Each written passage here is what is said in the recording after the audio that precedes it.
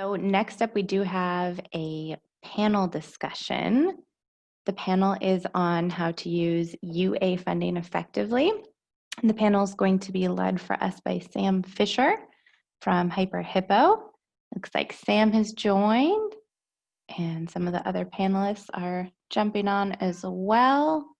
Welcome, Sam. Welcome, panelists. Thank you for that. I'm thrilled to be here. Yes, I'm Sam Fisher, CEO at Hippo Entertainment. I'm coming to you from Western Canada. We are a Canadian developer on the West Coast, and we've had some fun doing some of our bigger titles would be Adventure Capitalist, Adventure Communist, and primarily in the idle space. So great people, a ton of experience here. That's why we're going to dig in and go straight for these people. And I will go through, on my screen, I have Adam Flanders, who is in Florida today, I believe, and ChargeUp Games, and we'll hear more about that. Brian Sapp in Jam City, down on the West Coast. Eiso, you're in San Francisco. Eiso Kawamoto of Metamoki, and Dror Gilran of that little game company, Playtika, which we see everywhere, and I see best fiends everywhere, and good job for you. So let's get right in, because there's so much experience on this panel. Our topic today is to talk about how do you use UA funding effectively? So not just how to spend money, but how do we do things effectively in today's new world? So I thought maybe we would just jump in. Maybe if I could hear, let me ask you, maybe Eiso, I'll start with you and then go through the others. Say a little bit about what you're doing, explain what you're up to. And then just to sort of start us off, I thought it's been a really dynamic time. It's sort of milestones in our industry over this year of 2020. What's some of the things that you've really seen that have been just so, that you really learned? Like the one thing that, boy, just really surprised you this year, and you're really surprised about what the game industry's been doing, and just kind of lead with that. Tell us about what you're doing, and then I can go to Adam, and then Brian, and then Dror, if you could kind of follow on that. What's the one thing that 2020 has just really surprised you with, and especially in regards as we're talking about UA and UA campaigns? So Eiso. Sure. So Metamoki, we're a boutique studio game developer in San Francisco. We are best known for Wiz Khalifa's Weed Farm, Weed Inc. We have two other games that came out this year that we're slowly growing. One's called Idle Fishing Story and Dungeon Shop Tycoon. I think the one thing, obviously, well, so we're a remote studio. We've been a remote studio, I think, for at least 5 years. So I guess maybe we were ahead of the curve when COVID hit, but I was impressed how quickly the games industry and, I mean, basically all of our colleagues, basically no one really skipped a beat when it came to, I think back in March and April, when the shelter in place first happened. I mean, basically that was like one of our biggest months ever, and we're still growing. So, basically, I think it's been great for the games industry. I don't know what you guys have, seen, if you've seen the same thing as well. Adam, let's go over to you. Sure. Let's see, I've actually been in video games for 21 years and mobile games since 2003, which is a lifetime. Just launched ChargeUp Games in June, and it's just kind of a boutique publisher. Really focusing on working with a very small number of developers. And really trying to help those developers across the board, versus maybe just a publisher that helps more with UA or certain things. We're really just trying to be very, very hands-on with a small team and a small amount of publishers.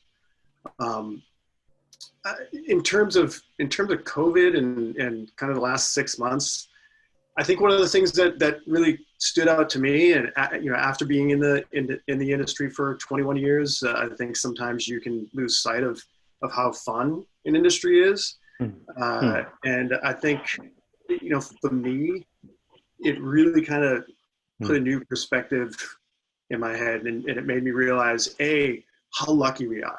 I mean, Yeah. there's almost this feeling of survivor's guilt. It's like, wow, we work in not only a cool industry with cool people, but it's thriving right now. So, you know, we saw a lot of increased activity around that time, and it just made me excited to be back in this industry again. Cool. That's so cool. That's so true. We're so blessed. Brian, can I ask you to continue? Sure. So yeah, Brian Sapp. I oversee the UA marketing team at Jam City. Jam City is one of the leading casual game developers in the West. We have games like Harry Potter, Hogwarts Mystery, Panda Pop, Cookie Jam.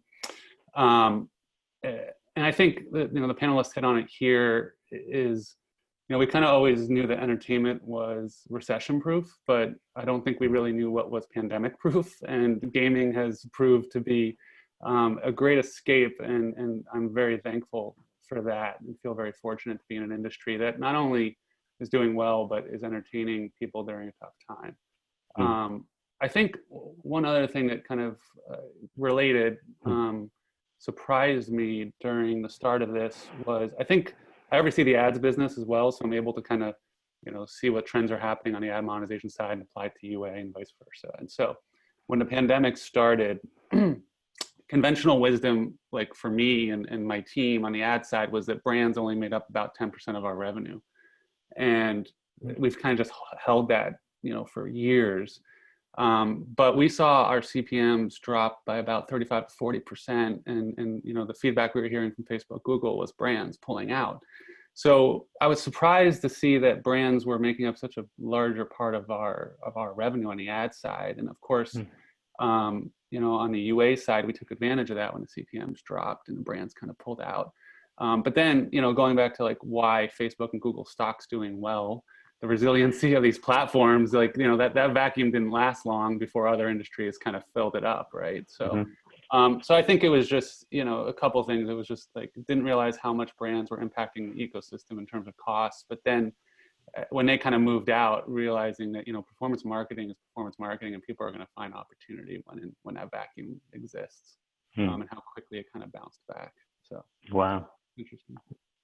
Wow. Yeah, you'd have amazing insight on that. So that's great to hear. So you're seeing quite a difference then for brands coming back in? I wouldn't say brands have come back in, but I think direct, you know, there's a lot of non-gaming direct performance marketing companies that have filled that vacuum, direct to consumer, right? As well as gaming. Gaming, the moment prices drop, gaming is going to jump in and be aggressive. So between all of it, CPMs are back to normal. Okay. Thank you. Thank you. Dror, your perspective. Tell us about what you're up to at Playtika and your learnings for the last big learning for the last 6 months. So my name is Dror, and I lead the performance marketing team here at Playtika. Not sure if someone needs to know what Playtika is, or I'm not sure that anyone doesn't know Playtika, but right now we are looking at ourselves as the top gaming company in the world, or looking to, and our mission is to entertain the world, as we say. And I've been in the business for 7 years now. And regarding what we have learned in 2020 in this period, I think that I'm relating to what Adam said. It's the first thing that I thought about was that we are lucky to be in this industry. It's a good and this is the right industry to be. It's not a trending one, and it's here to stay. Then I think that working remotely from home, we understood the importance of a great team, a strong team, and it's a team that goes with you along the way, that you can depend on them. And I think that the most important lesson that you have to be flexible and agile in your UA efforts. You know, we had to react very fast during the Corona period. We pushed our budget very heavily, and in this kind of business, you have to react very fast and identify all the opportunities, because what is working well today not necessarily will work very well tomorrow, and vice versa. So this is a great lesson for us during this year. Yeah, the agility of things. I would love to hear more about that as we go.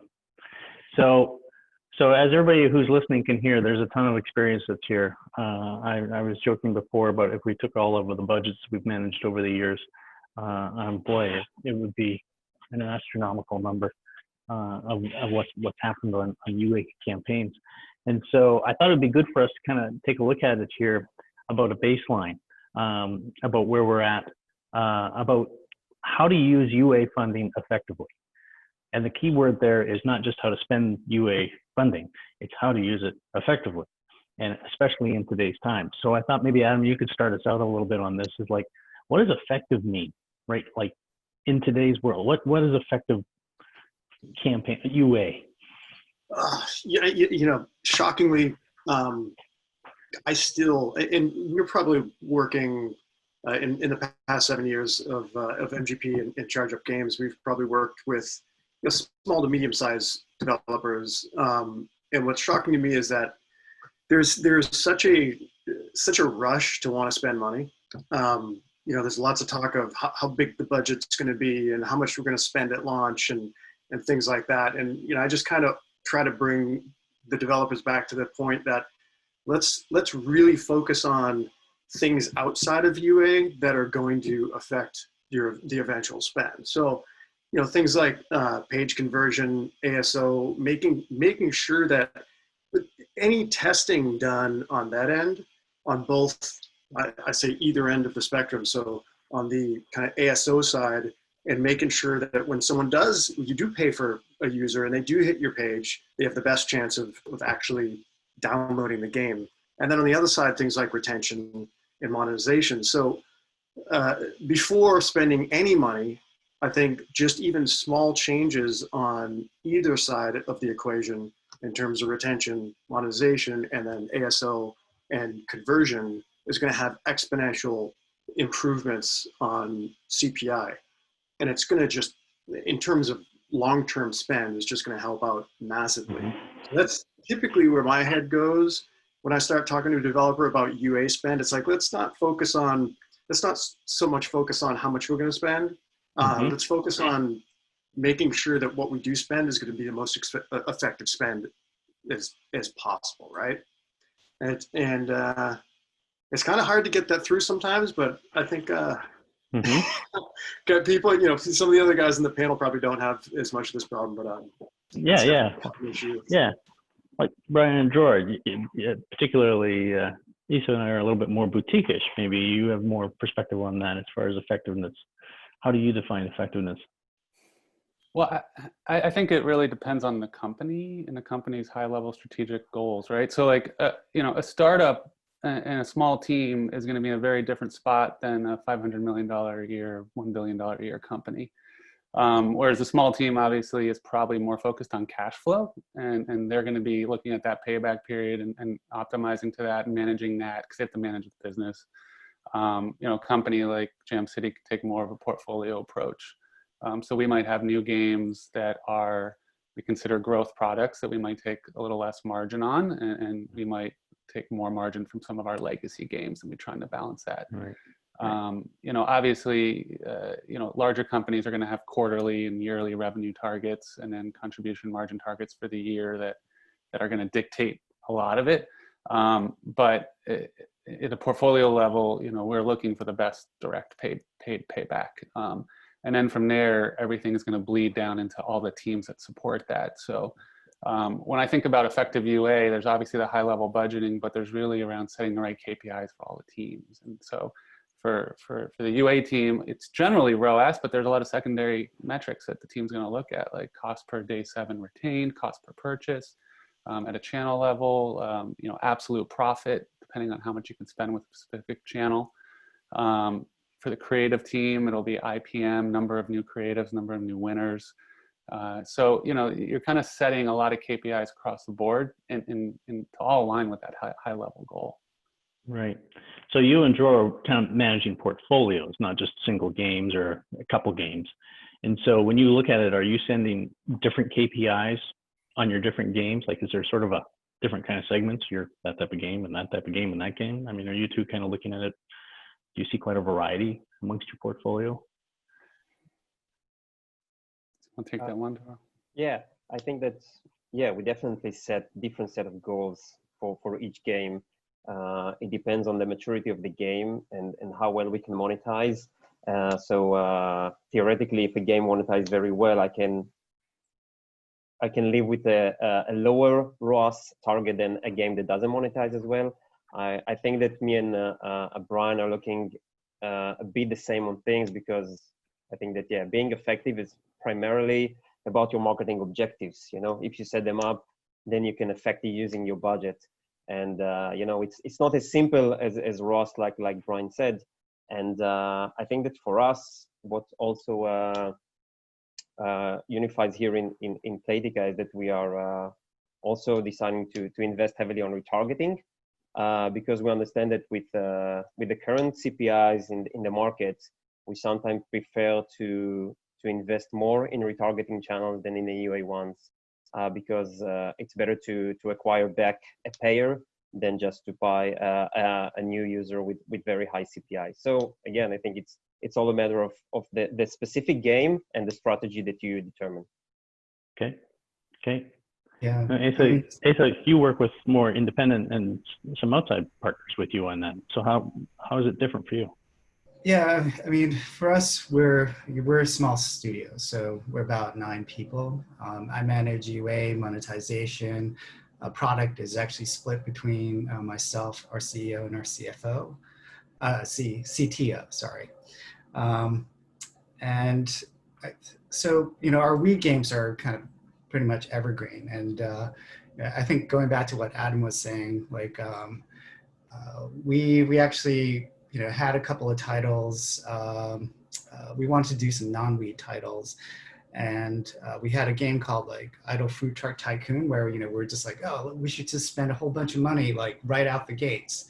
And, you know, we really had to kind of change our strategy there, because, you know, we're kind of pumping in a lot of money into this game, and then we weren't really seeing a lot of that come back, and there was really no hurry. So, you know, right now our strategy is to, you know, maybe it works better for, you know, smaller independent studios, but we've done a lot of testing on concepts. So, you know, basically we're in the idle genre. So a lot of the games that we came up with after our Wii games, the food truck games, the fishing game, and the dungeon games, we all tested, you know, fake app pages. Like we were using split metrics. We tested a whole bunch of creatives, and then we kind of like honed in on the ones that had the best like performance, you know, click-through rate wise, and, you know, cheapest like potential install. And I know that some people say that it doesn't quite work because you know, you don't really have a real game, so you don't really know what the retention is like. But, you know, I think at least on the front end side of things, you know, we've got a potential winner. And then the team just has, you know, some time. So like, you know, fishing and a dungeon right now, we're just, you know, improving those games, and we're making the KPIs better. So our ROAS is better. So that's what we're doing. Okay, cool. So the people who are sorry. I was gonna say, sometimes that, you know, for me working with smaller game companies, and this might be different with you know, bigger guys like Jam City, but you know, I try to get through these guys. You know, a lot of times think of it as a marathon, not a sprint, right? You know, there's still that thinking, the thought process about global launch. It's got to be big. It's got to be this. But in reality, some of the best, most successful games that I've worked on have I wouldn't say slowly, but just over a long period of time grown, you know, up into the right. And so it's those guys who really just focus on testing and spending and testing and spending, and not just going big, unless of course you've done a ton of testing before that, and you know that you know have the ability to spend that much. Yeah. Brian, maybe you can lead us up on this. So, okay, that's what effective is. The people who are listening here, what they really want to know about is the next 18 months. What do we do different? How do we do good campaign? How do we do good UA? And so, are there a few things that we need to be working on? Is it really that simple? Is it really that complicated? Over the next 18 months, what are the things that people here really want to be focused in on, and then we can go through and share some of those insights. What is the experience on this panel say the next 18 months is going to be looking at? And just as a side, while you're thinking about that, some of the questions that are coming in, people are asking about fraud. Some people are asking about programmatic. So just putting those in everybody's mind as well, as far as things, if you're speaking to any of that as well. So 18 months, that's a long time. Imagine 18 months ago. Imagine everything we just talked about. We wouldn't have guessed it. You know, I think obviously the big one is iOS 14 on the horizon. And, you know, with respect to the sense of granularity that we've gotten used to, some of that's going to go away. And I think, first off, just kind of like net, I think it's a good thing for the industry over the long run. I do know that there's a lot of like fear out there that we're losing, you know, a lot of tools and data points that we've gotten accustomed to and built an ecosystem around. But, you know, we anticipate that CPMs will drop quite a bit. And I think that's a good thing for the industry. Now is a good thing for everyone? Probably not. In that there's going to be, you know, smaller teams with less resources that are more niche products are going to be, you know, in a little bit of a tougher spot, because a lot of the campaigns that they were relying on, especially value optimization with Facebook and revenue optimization with Google, are likely going away, or the effectiveness of them will be drastically reduced. So, you know, in terms of like what products are being built out of this, that's going to change, and we're going to have to think more broadly, and IP becomes more important.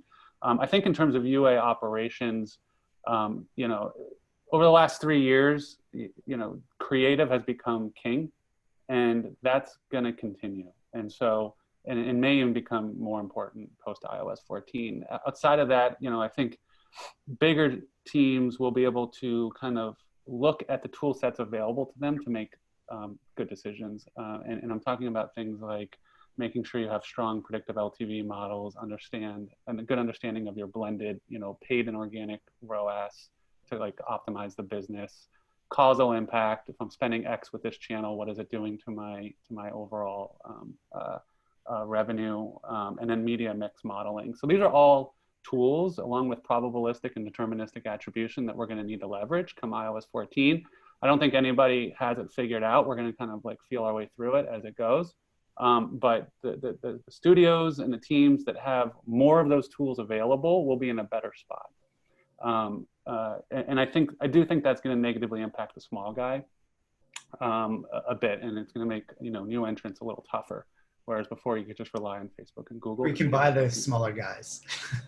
Yeah, that's true. Yeah, yeah, and that's I mean that's a trend that's already been happening, right? Where this consolidation of the industry, and there's a very good reason for that. It's because costs are going up, and you need this sophistication around UA and analytics, and so that'll just continue to accelerate as well. It's a good point. Right. And the reason I asked about 18 months is because it's kind of like we all see kind of iOS 14 and stuff like that. It's like iOS 14 is on everybody's mind. It's there.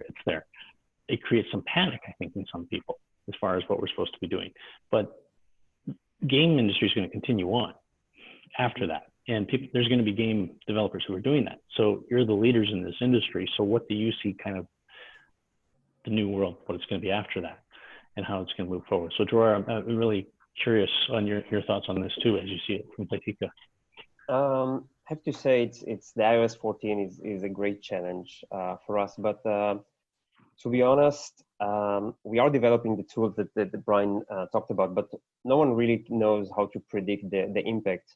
But when we're looking about 18 months ago, first of all, if people from the audience are listening, I think that the first thing that we like to do here in Playtika is to diversify our portfolios. I've known for lots of companies that just like focus on Facebook and Google, but I think that you don't want to put your eggs in the same place, since in all sources has potential. And I think that one of our strongest things is having a large portfolio and lots of sources.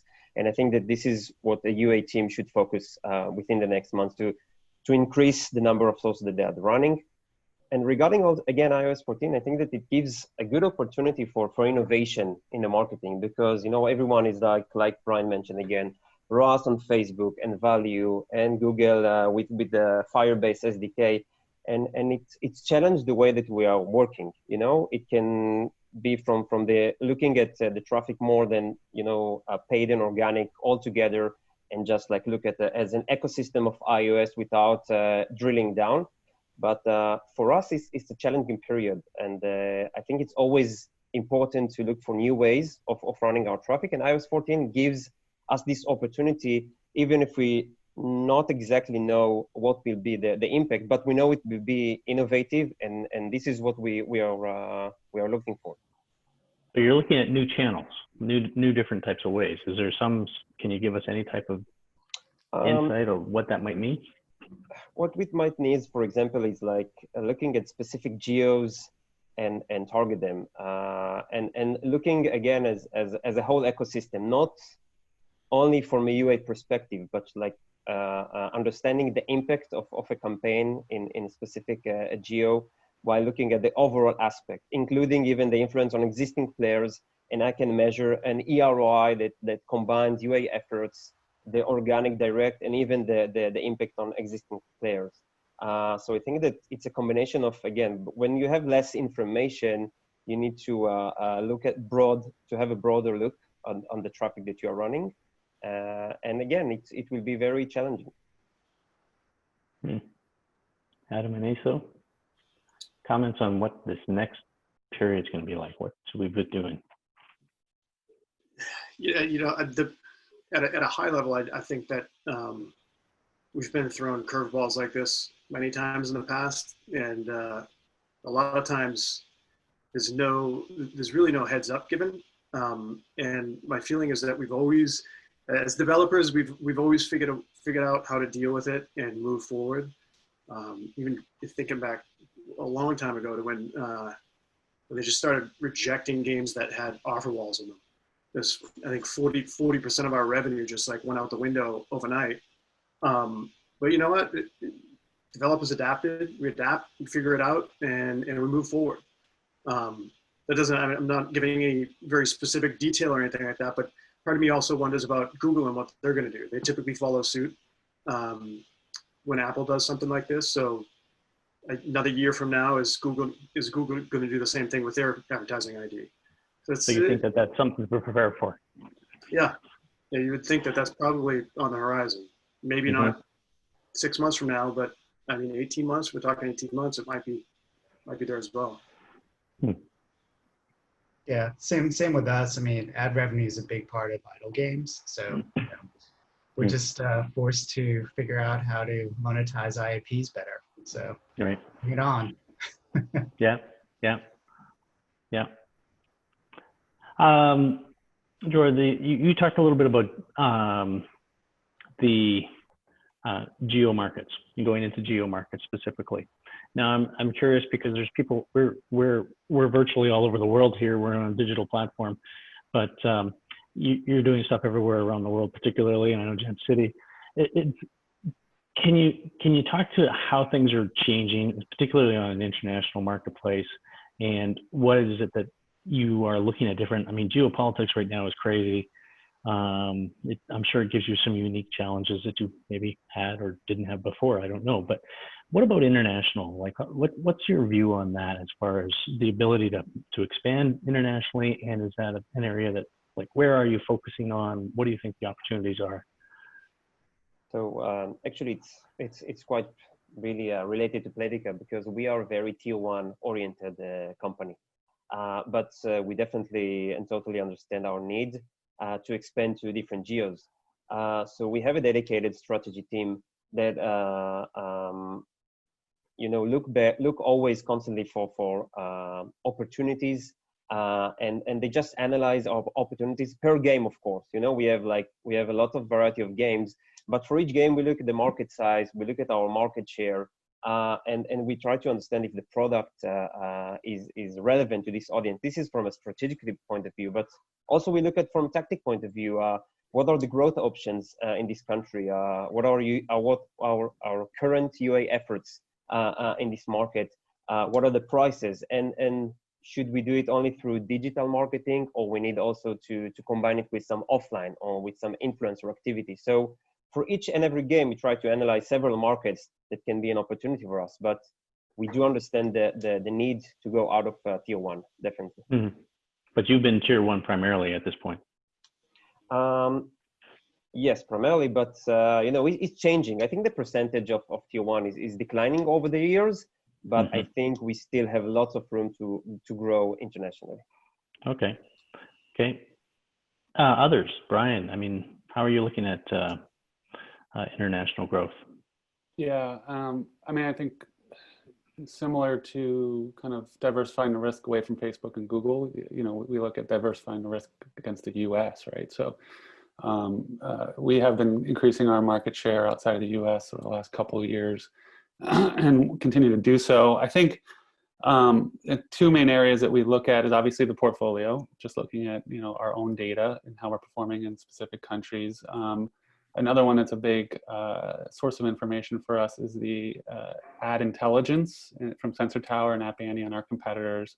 Going in there and you can see who's spending in what countries, on what networks, plus, you know, looking at RPI for those games Mm-hmm. to kind of understand if we're under indexing or, you know, how we look versus competitors.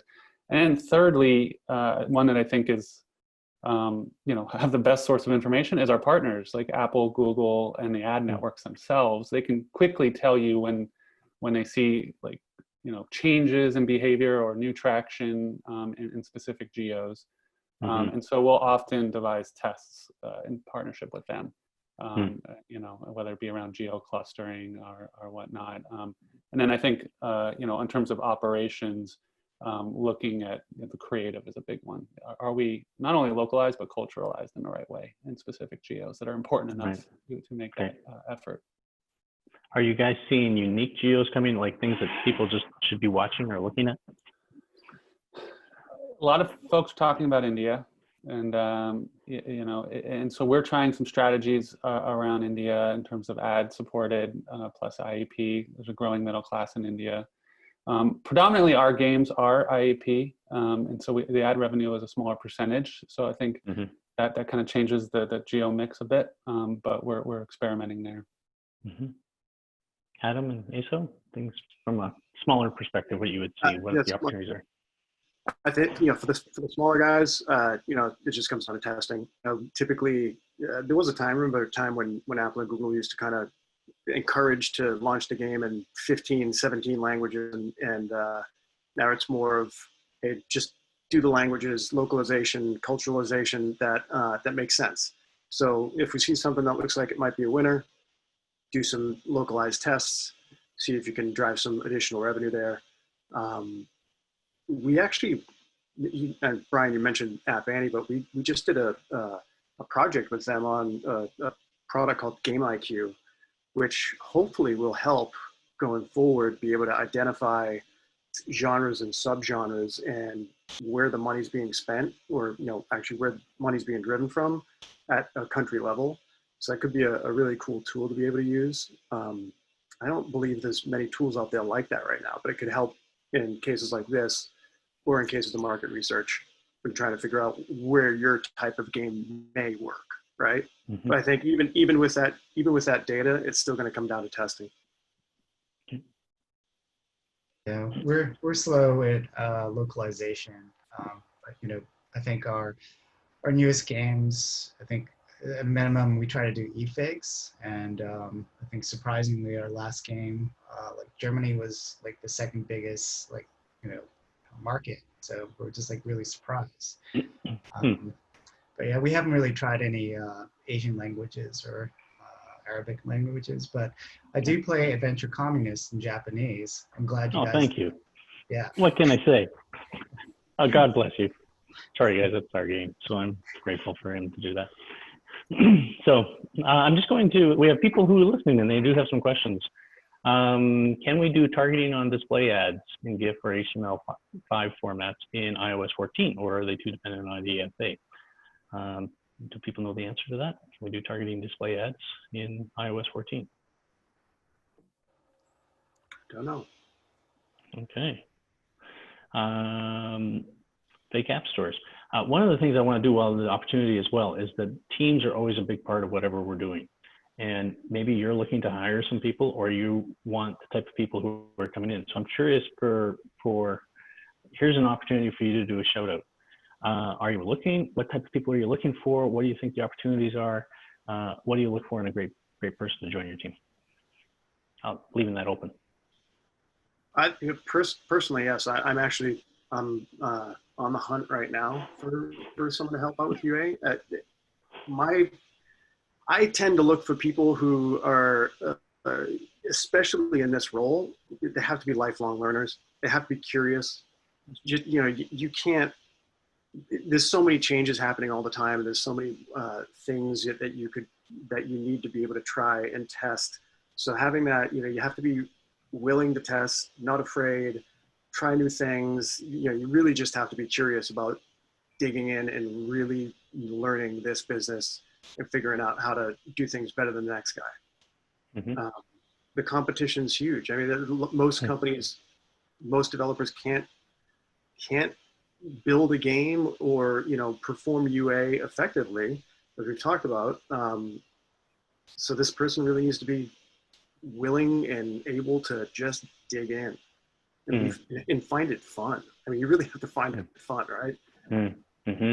I kind of look at UA as it's almost a business within a business. Mm-hmm. You have to have all the, you've got to be a salesman, you've got to be an analyst, you've got to be a creative person, you've got to have all these things that typically the company needs, but within this one area of the business. Mm-hmm. It's difficult to find. Yeah. Wow. Yeah, I totally agree with that. I think people ask me what the most important quality is. I think you hit it. Like intellectual curiosity is the term I use. Like it's just willing to pull back the layers of the onion and keep going to figure out the why, and like really enjoying that. I think what you just hit on, Adam, was like, whether it's a small company or a big company, I really think individuals have to wear many hats and learn how to wear many hats, even if it's a big marketing org or a small marketing org, because what's happening is the convergence of all these disciplines, right? So like creative is getting more data driven, whereas 5 years ago, I'm in my own little lane. I don't have to worry about the data. Right. Product marketing has to understand the channels and how users are engaging with the ads. UA has to understand all of that. Who are we targeting? What's the creative look like? Not only the data side. So I keep saying to my team and to others, like the future marketer looks like all of these things in one. And yes, we have bigger teams where you're more specialized, but you need to understand all the other disciplines to be effective and to pivot. Because with iOS 14, the needs will change, and the team has to change with those needs. Yeah, I often talk about instincts, looking for people with instincts, because you can have skills, but those skills may quickly get outdated if you're not willing to adapt and continue going forward with it. So it's always what the instincts of the people are. So other thoughts? Anybody else looking for? We'd love to find somebody who's some marketing genius, artist / engineer. Engineering part, just working with MMPs, working on iOS 14, understanding, just basically the tech side of things.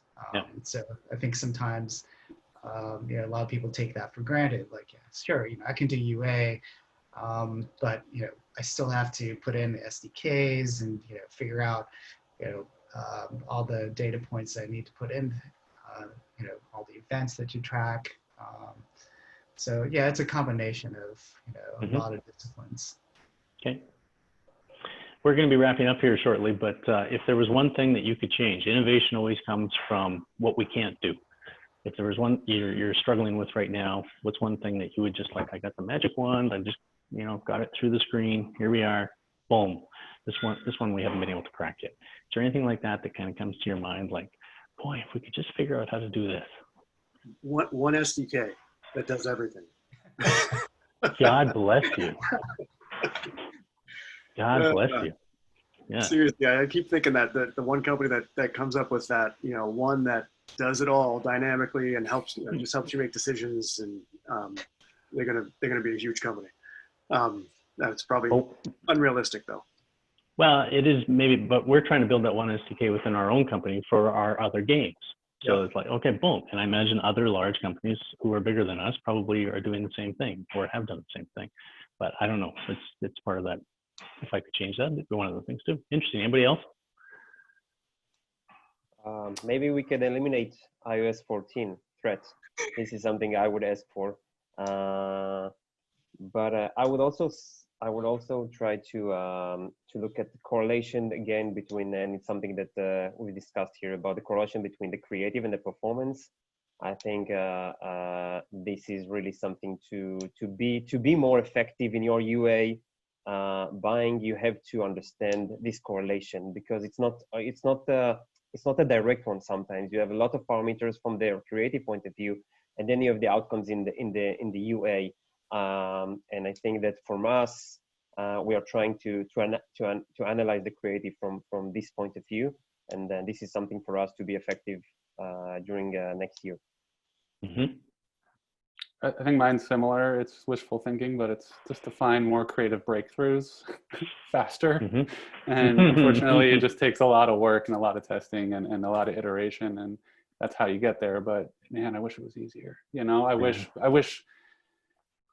were tastemakers, right? Like we could just be like, yeah, that's the one that's going to work. Yeah, of course. And then every time you say that, actually it's the one that doesn't work. Never so works. yeah. No, never works.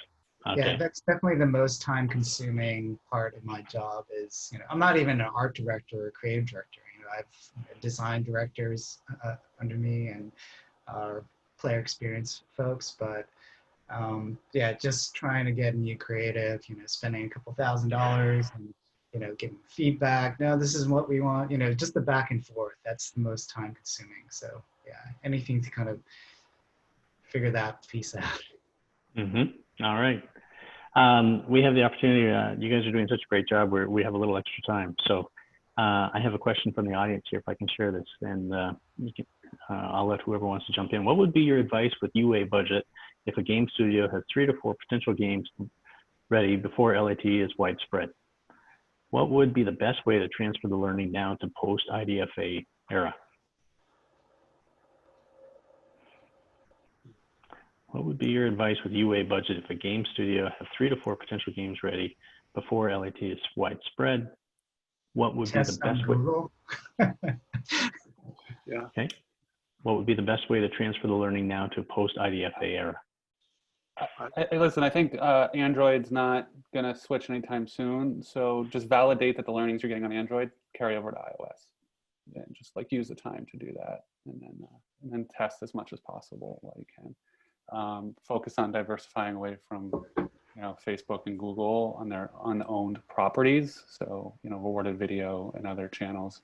And then, but really just like, you know, you want to be confident once that granularity goes away that your learnings on Android can carry over. Mm-hmm. So you see using Android as a proxy for work. You're going to have to, right? So, you know, if the data shows that it's a pretty good proxy. It might not, you know, I think it's probably product specific. Are you guys looking at other platforms like besides Apple and Google? I mean, anybody? This is where I think like the size of your company matters. Like, you know, if you're a 500 million to $1 billion company, the other platforms aren't that interesting. But if you're a small startup, they might be. Mm-hmm. Yeah, we found, I've found that just the additional work sometimes, well, almost every time I've tried to go on different platforms, the additional work required to get on another platform is just not worth the minuscule revenue that you're gonna. Hey, that's also, I have to, you know, caveat that different types of games obviously work better or worse on different platforms. So there are plenty of stories of casual games doing extremely well on other platforms outside of Apple and Google, but the types of games that I've typically worked on have been more, I would say, mid-core. Are any of you doing cross-platform like PC, console, and seeing any type of there? No. Yeah. Yeah, we used to use Steam as sort of a proxy to start when we started out on some of our games, and found that as an interesting tool. And then we saw, yeah, there's some differences that are there. And then we did do some on console, which we haven't kept up with, but we basically paid for all of our work in the first 30 days, and it's been going for the last 4 years. And it's just, but for a smaller studio, like you say, it kind of helps take care of some things, but it's not your main source, so you're not going to spend a lot of time on it if you're a $500 million company. So, anybody have a question they want to ask each other? This is a unique opportunity. Come on. How often do you get to talk to each other? So I think I had a bonus question, which is just to anyone. I mean, how much more did your company spend during the beginning of the pandemic, and just knowing like pre-iOS, like just from us, like we're like, oh shit, we better start buying these users like as soon as possible in August, right? On iOS. So I'm just curious, like, did you guys end up spending a lot more? We certainly ramped up when the CPMs dropped. Okay. Yeah, I mean, like in the early March, April type period when the CPMs went down. You followed the CPM curve. Yeah, the opportunity. Yeah, and glad you did. So yeah, a once in 100-year event. Which speaks to the ability to be fast, instinctive, and have people who feel comfortable to do that when the time is there. Yeah. You don't want to be sitting there waiting for somebody to approve your budget like 3 months later. Right. When the window's gone. Yeah. Yeah. Do you find the industry is generally responsive like that? I mean, you guys are kind of in unique situations. I don't. Like, do you see more consolidation kind of happening, or do you see that people are? Do you see opportunities for some of the smaller players to kind of come up and play some new unique roles? And I guess we got two people who are sort of in that boutique and two are in that large. So I'm interested if there's sort of a paradox or if you see things the same way. Yeah, for us, we hope so, right? I guess it comes down to what people consider success. I think there are obviously the big, huge companies that are doing billions, but not every company has to make billions, right? Mm-hmm. So it really comes down to, is a certain amount of revenue good enough to keep your lifestyle going and letting you do what you really enjoy doing? It kind of comes down to that. I don't think it's going to work for Brian's company, but there's definitely a lot of developers out there that would be happy with a couple million a month, right? Mm-hmm. Okay.